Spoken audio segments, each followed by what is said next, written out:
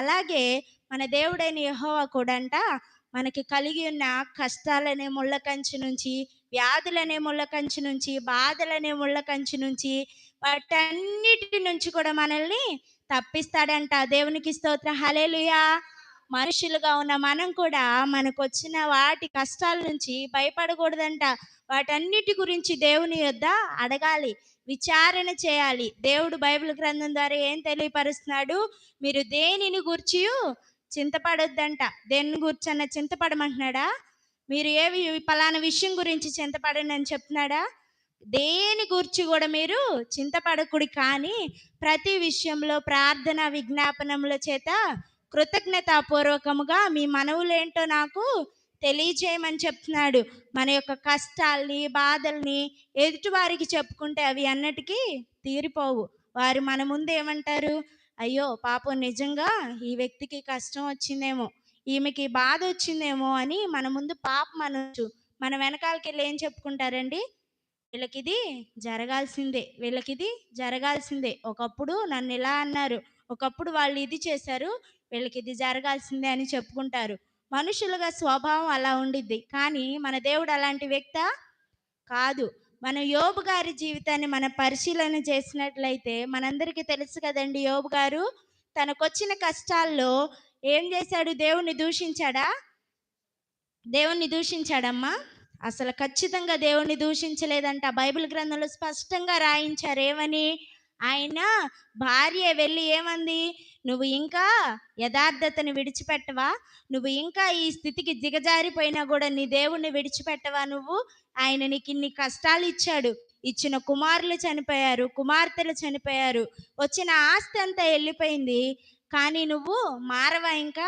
నువ్వింకా నీ దేవుణ్ణి దూషించి నువ్వు చచ్చిపోవచ్చు కదా, నీ దేవుణ్ణి దూషించి నువ్వు చనిపోవచ్చు కదా అని చెప్పేసి ఆమె మాట్లాడిందంట. ఆ విషయం మీ అందరికీ తెలుసండి.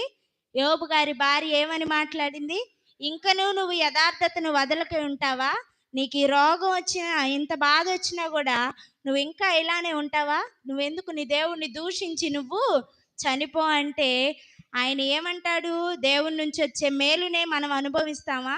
ఆయన నుంచి వచ్చే కీడుని అనుభవించడానికి మనము తగిన వారం కాదా అంటాడు. దేవునికి స్తోత్రం. హల్లెలూయా.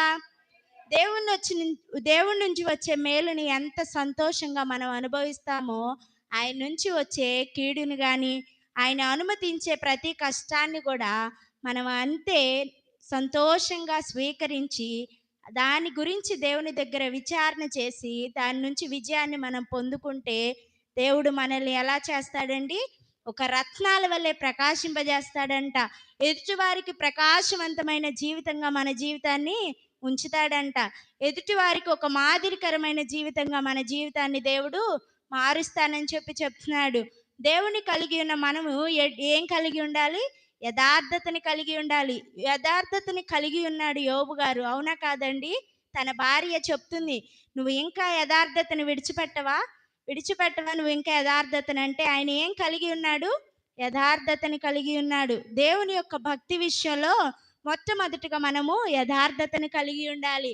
దేవుని బిడ్డలుగా ఉన్న మనము దేవుని దగ్గర యథార్థవంతమైన జీవితాన్ని జీవించాలి. మనం కలిగి ఉన్న దేవుడు ఎలాంటి వాడు? అగ్ని వంటి నేత్రాలు గలవాడు. ప్రతి ఒక్కరిని చూచి వారి కష్టాల నుంచి విడిపించి ప్రతి విధమైన పరిస్థితి నుంచి వారిని విడిపించే దేవుడు. దేవునికి స్తోత్రం. హల్లెలూయా. మీ అందరూ నమ్ముతారండి? నమ్ముతారా లేదా? దేవుణ్ణి కలిగి ఉన్న మనము ఎలా ఉండాలి? యథార్థతను కలిగి ఉండాలి. అందరూ శ్రద్ధగా దేవుని మాటలను ఆలకించాలి. ఏం కలిగి ఉండాలండి? యోబు గారి వలె యథార్థతను కలిగి ఉండాలి. యథార్థత కలిగి